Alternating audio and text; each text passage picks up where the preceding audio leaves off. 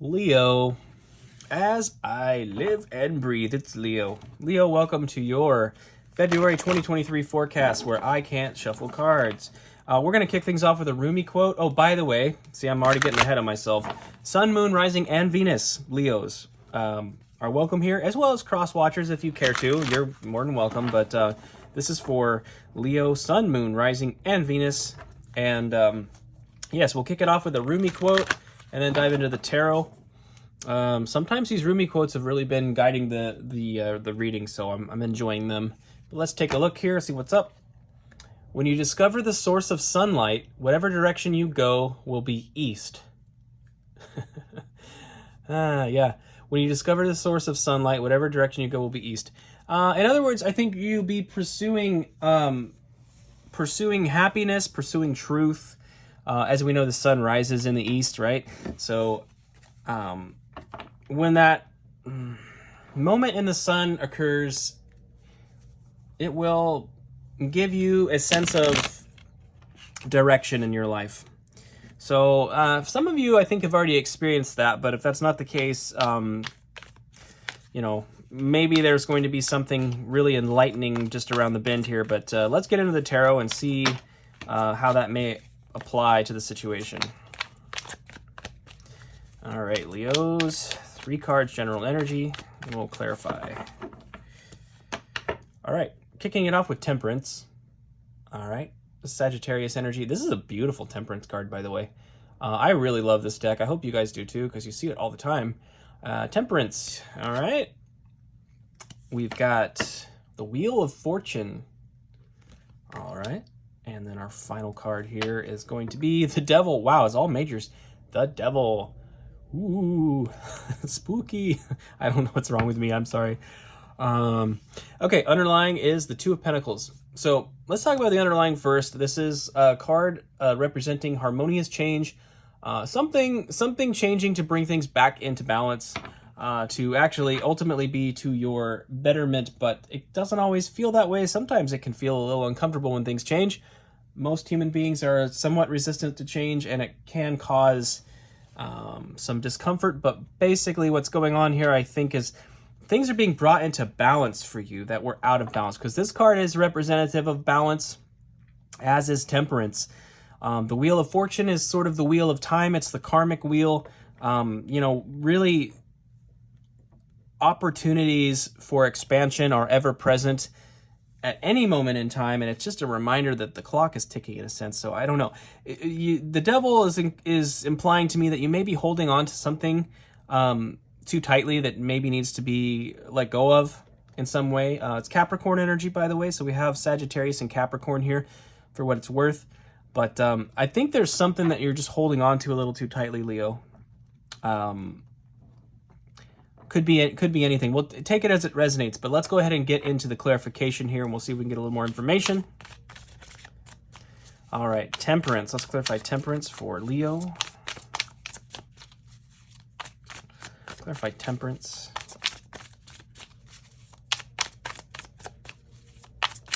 All right, we'll do 2 more shuffles here if nothing pops out.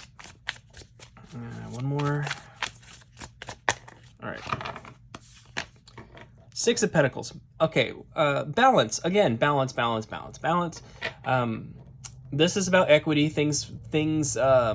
You may be making some inroads in your financial situation. Things that are maybe moving in your favor a bit and bringing some equity to a situation, but also it may be that it's a reminder for you to stay fair and equitable as your material situation improves, right? There's definitely something there, but we need more information. It's just another card of balance, though. I'm seeing lots and lots of imagery about balance. We've got the 4 of Swords. Rest and recovery after some setback or heartbreak, right? The 4 of Swords is obviously right after the 3 of Swords, which is the classic card of heartbreak. Some of you have been in a stage of recovery, maybe. And it could be anything. It doesn't have to be about romantic relationships or anything like that, but definitely some strong disappointment had occurred, and you'd been sort of sidelined in a way for a little bit of time to just sort of recover get your bearings, and you know, spend a little time reflecting on things. Ideally, when we're in these situations, we gain a greater clarity of like you know, what it is we're trying to manifest, right? And get a little closer to understanding things. It's an opportunity for introspection, in other words. And then we have the Eight of Swords here. There is a sense of feeling stuck. You know, the solution to this problem is to step forward, taking steps, even though you feel like you can't move your arms and you can't see. in this classic depiction here, you can step forward and out of that perceived prison of swords. You know, you can also use in this picture, you can also speak and hear. So just that may be a clue for somebody out there. You do have your voice and you do have your ability to listen. Underlying the deck, okay, I don't normally read reversals. This was reversed. The Hermit reversed. I think, in other words, the setback, whatever this was, you had the opportunity to gain introspection and to really do some soul searching, but you may have not necessarily made the most of that opportunity. Ideally, we want to see this upright, because that is basically when you're in that timeout, that isolation, you're gaining wisdom. I would hope that this was meant to be right upright and that you have been gaining some wisdom. If not, it's never too late to start. If you're in this situation, rather than panicking and feeling stuck, try to sit still with it and see what information can be gleaned from the situation, Leo. All right, let's go ahead and clarify the Wheel of Fortune for you. Let's clarify the Wheel of Fortune for Leo. We have the Fool. Okay, so it's a new opportunity. It's stuck to my finger. It's a new opportunity there. Okay. Wow, that was fast. There's the Hermit upright. I just put it back. You saw. So we have the Fool and the Hermit. Okay. Application. Yeah. Like, how are you going to spend your time if you find yourself in the penalty box, so to speak, of life? How are you going to spend that time? And then we have the Moon. All right, lots of major arcana today. This is pretty intense. The Fool, the Hermit, and the Moon.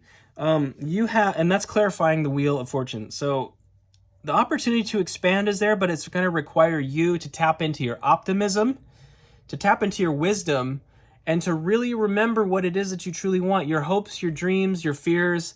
This card just represents the unknown in general, like your inner world, right? What in your inner world needs to be illuminated? You know, what in your inner world needs to be brought into the foreground and approached and dealt with, and to be dealt with in a very optimistic way. The Fool, this particular Fool card, and especially, is not very bright. You can see how dark that looks.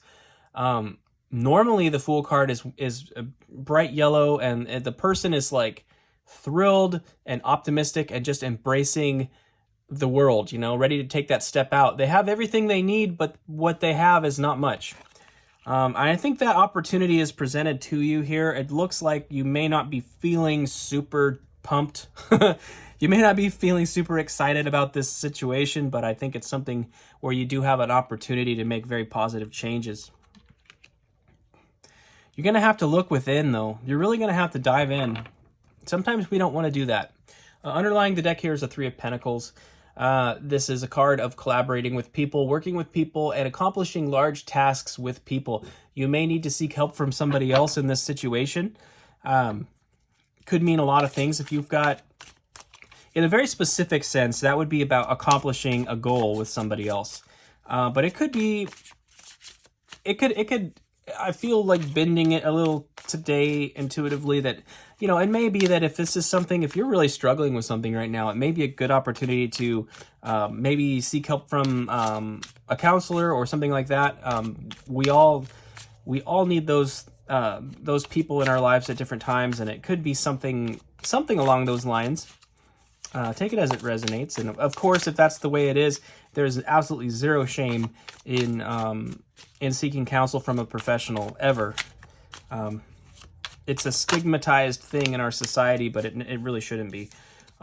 Clarifying the Devil, we have the Queen of Wands. That's interesting, Leo. Okay. I'm going to get the rest of the context there. The Queen of Wands is a very positive card. She's very confident in herself because she remembers who she is, what she's about, what her passions are, and is very persistent in the pursuit of those things. Very confident. We have the King of Cups. Okay, Queen of Wands, King of Cups. Emotional maturity. It also would, you know, those two together would represent some form of a couple, perhaps. Or it could be your energy, you know, the masculine aspect of your energy and the feminine aspect of your energy, which we all have both, regardless of our gender. And then we've got the Knight of Swords. Really moving fast towards something. What's underneath? The Two of Cups. All right. So these cards are telling me that there is probably, if this was about a relationship, I think you may have an opportunity coming in for you, Leo. There could be a water sign coming in for you. I'm interpreting intuitively that you are the Queen of Wands here, so I'm interpreting you as a feminine energy, but of course, like I said, regardless of your gender, this is how I see you. And one thing about it is she does have the sunflower, which represents the sun. And our Rumi quote was definitely themed around the sun. You know, once you discover the source of sunlight, whatever direction you go will be east. When you find the sunshine and you use that as your compass in life, you know, that's going to lead you where you need to go, basically. And that may be leading you right towards a water sign here. Very well could be. Very well could be. Maybe rather quickly, and they may be coming towards you rather quickly, or you may be deciding to pursue them rather quickly. Some kind of partnership here that's really beautiful. So this is a good thing. It's definitely a good thing. Very positive. Yeah, so, you know, Cancer, Scorpio, Pisces, maybe something headed your way here. Let me see here if I'm going to start listing off stuff. We do have Sagittarius, Capricorn, Cancer and Pisces. We also have Virgo here as well, so in the Hermit card. So I don't know, take that as it resonates. It may or may not be. It could actually really be anybody, frankly. It really could. So, but yeah, there might be a water sign on the way for you, dear Leo. We are coming up on your, I think in a few days, we're coming up on the full moon in Leo. So some of you are, I think you're really probably at a stage here where you're facing something head on, because traditionally the full moon would be the time where like the past 6 months are really like coming into a full revelation, like a completion, right? The full moon is really displaying the end result of the past 6 months, you know, since the new moon in Leo, since your season, dear friends. All right, let's get into this outcome / advice / things to be aware of line, my closing line here. We have the Tower. This tower is a very interesting tower because it's so disorienting. Normally, it's represented by a tower that's being struck by lightning and sort of crashing down, right, to being reduced to the foundation. That is what's happened, I think, and I feel like you're still confused about it.